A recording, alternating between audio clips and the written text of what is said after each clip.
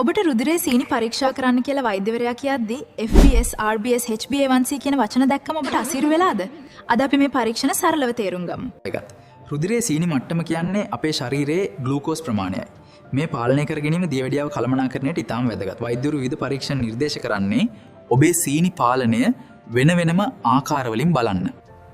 උදේශ් මුලින්ම කියන්න පුළුවන්ද FBS පරීක්ෂණය කියන්නේ මොකක්ද සහ ඒක කරන්නේ කොහොමද කියලා?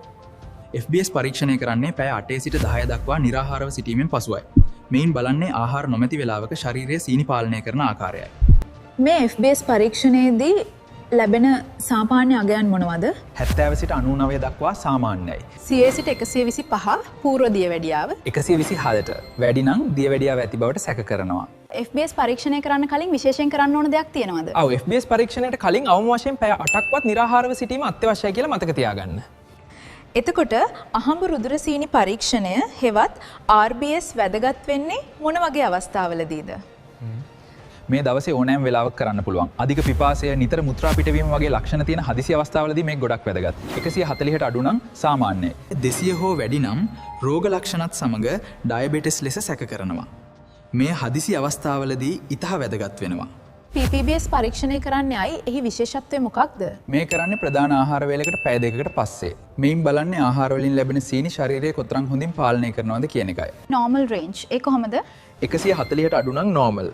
140 සිට 199 දක්වා pre diabetes කියලා තමයි සලකන්නේ.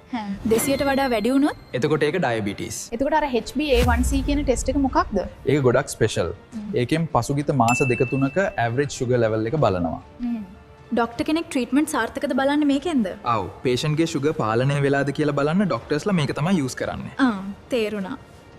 ඒකට ෆාස්ටිං ඉන්න ඕනේද? නැහැ. ඒකේ විශේෂත්වය තමයි fasting ඉන්න ඕනේ නැති එක. ඕනෑම වෙලාවක කරන්න පුළුවන්. ඒකේ values කියන්නකෝ. 5.7ට අඩු නම් normal, 5.7 සිට 6.4 දක්වා pre diabetes. 6.5ට වැඩි නම් diabetes. තව මොනවද තියෙන special test? OGTT එක තියෙනවා. ඒකෙදි ග්ලුකෝස් ඩ්‍රින්ක් එකක් දීලා පැය දෙකකින් චෙක් කරනවා. ගොඩක් වෙලාවට ගර්භණී අයට කරන්නේ. අර CGM කියන සිස්ටම් එක මොකක්ද? ඒක continuous glucose monitoring. සමයට තියෙන සෙන්සර් එකකින් දවස පුරාම අවුටෝ සීනි මනිනවා.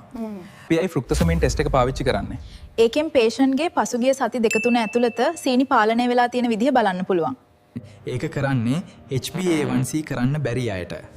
උදාහරණයක් විදිහට රක්තහීනතාවය තියෙන අයට. ඔබේ වාර්තා අනුව නිවැරදි රෝග විනිශ්චය සහ නිසි ප්‍රතිකාර ලබා ගැනීමට සෑම විටම රචයේ ලියාපදිංචි වෛද්‍යවරයෙකු හමු වීම අත්‍යවශ්‍යයි. අද වීඩියෝ එකෙන් අපි බ්ලඩ් ෂුගර් ටෙස්ට් ගැන සරලව තේරුම් ගත්ත නේද? මෙවැනි විද්‍යාත්මක සහ සරල සෞඛ්‍ය දැනුම දිගටම ලබා ගන්න මෙඩිනර්සිං channel එක subscribe කරන්න. ස්තුතියි. නැවත හමු වෙමු.